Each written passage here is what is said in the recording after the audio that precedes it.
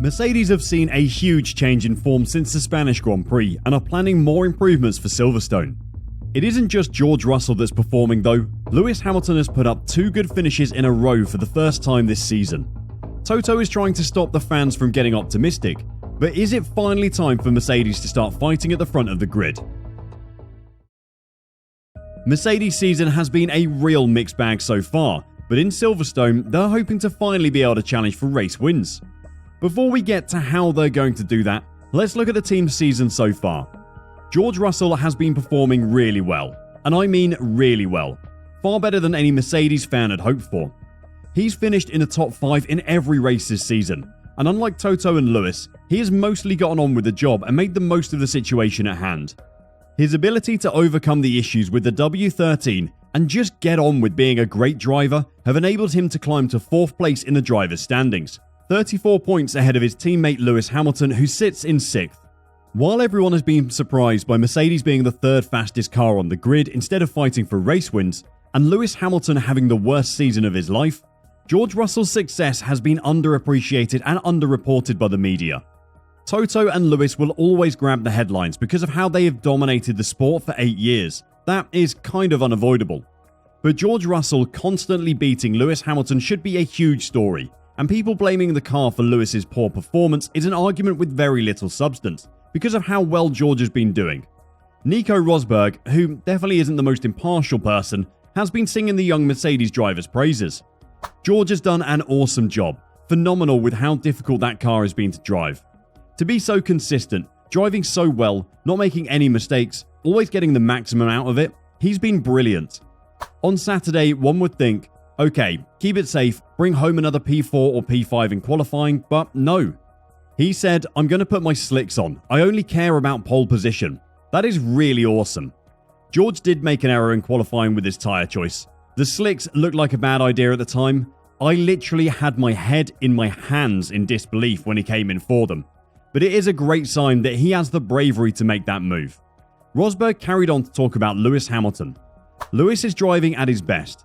He just had an unbelievably lucky season with all these different things going against him. This was a normal weekend and he delivered in the usual awesome way.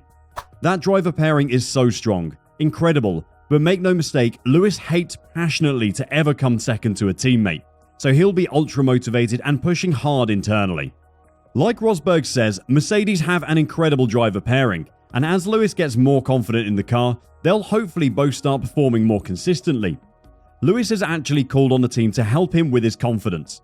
Some of the Mercedes race weekends have been all over the place. In Canada, Lewis had an awful time during practice, but then managed to qualify 4th on a wet track in Montreal.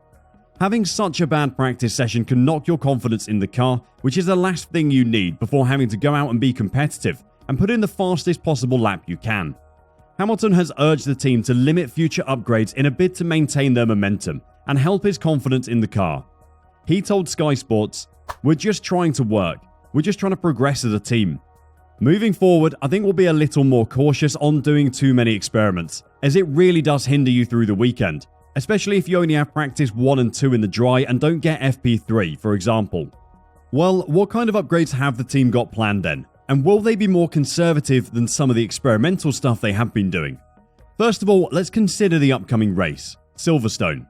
As far as racetracks go, this is probably the perfect place for Mercedes. It is Lewis and George's home race to start with. They've both driven there their whole lives and could probably do a decent qualifying lap with their eyes closed if they wanted. It's also a much better surface, much smoother than the last 3 stops in the calendar. This will allow them to lower their ride height without bottoming out too much, which should give them a big performance boost. Silverstone is also a high-speed circuit, which is where Mercedes are strongest. They were porpoising in high-speed corners earlier in the season, but in Barcelona they seem to have mostly solved the problem. After Silverstone, we will be able to say definitively whether the fix actually works or not.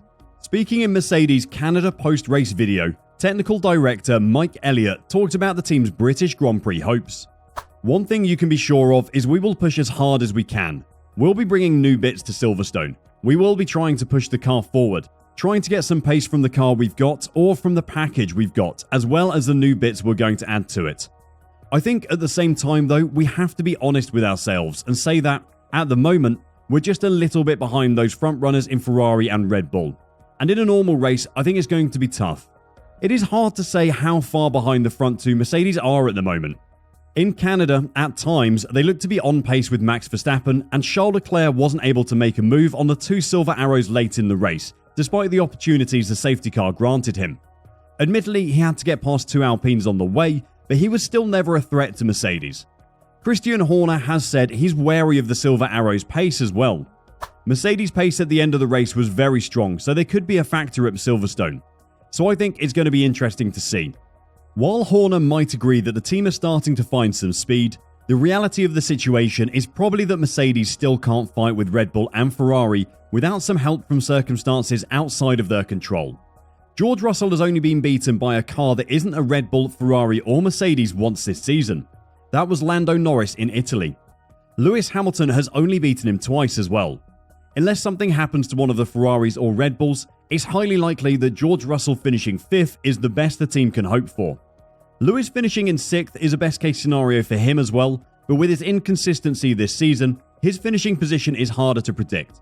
Luckily for Mercedes though, Red Bull and Ferrari have had a total of 9 retirements this season in 9 races, so the odds of it happening again must be pretty good. With a bit of luck, Mercedes will definitely be in with a fighting chance of taking a podium. Another Charles Leclerc retirement could see George Russell move back into the top 3 in the driver's standings, which would be incredible considering he's been driving an undrivable car all season. Isn't that right, Toto? Speaking of Toto, he shares Mike Elliott's views on prospects for the British Grand Prix, saying that a lot of work remains before the team is back where it wants to be. Silverstone was good to us in the past, and the circuit is smoother than the last 3 ones, but it's not Barcelona, he said. We should manage our own expectations and just really grind away, look at the data, and come up with some sensible solutions, not only for Silverstone but going forward as well. While details on what Mercedes are going to be upgrading haven't been released yet, we do know that something they found in Canada gave them a direction to go in. Mike Elliott spoke about what they learnt at the Montreal circuit and how it will help guide their development plan this season. I think from my point of view, what's really nice is to see a bit more pace from the car on Sunday, Elliott said. Also, to find some direction. I think we're starting to understand our issues. We're starting to make strides forward. But we are very realistic. We got our feet properly on the ground and we know we've got to work really hard from here. We've got to turn that understanding into parts that we bring to make the car go quicker, and we're trying to do that as quickly as we can. If the speed at which they managed to produce a floor stay in Canada is anything to go by, we might see a completely new car from Mercedes in Silverstone. Of course, that's a joke, but they obviously found something that looks promising, and it will be exciting to find out what it is and what difference it makes. The season at the moment is crying out for a team to take the fight to the top 2 teams, and Mercedes are definitely the likeliest team to do that. Let us know in the comments section what you think Mercedes will be changing for Silverstone. And if you want to know more about what's going on in F1, click the video on your screen and I'll see you there.